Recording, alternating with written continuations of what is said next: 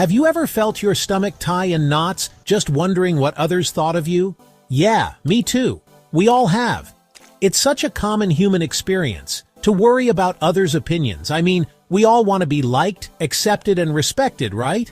But honestly, that desire can become a heavy burden. It can really weigh us down. It can make us feel trapped, like we're living for their approval instead of our own.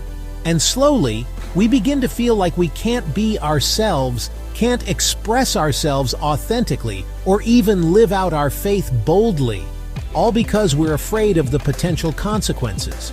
But here's the thing, God doesn't want us to live in fear. He wants us to live in freedom. Proverbs chapter 29 verse 25 tells us, "The fear of man lays a snare, but whoever trusts in the Lord is safe." That verse reminds us that when we live in fear of what others think, we're actually trapping ourselves. We get tangled up in this web of insecurity and doubt. But when we shift our trust to God, that's when we find true safety and security. That's where freedom begins. When we fear what others think, we're basically handing them power over us. We let their opinions shape our choices, our words, even our thoughts. And that kind of fear, it can totally hold us back from going after the dreams and callings God has placed on our hearts. It can even put a wedge between us and our relationships, with God and with others.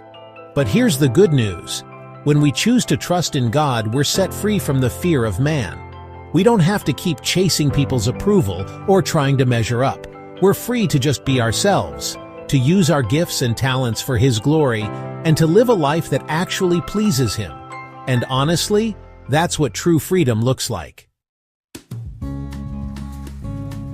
So it's really important to understand the difference between fearing man and fearing God. Fearing man, that's all about trying to please people.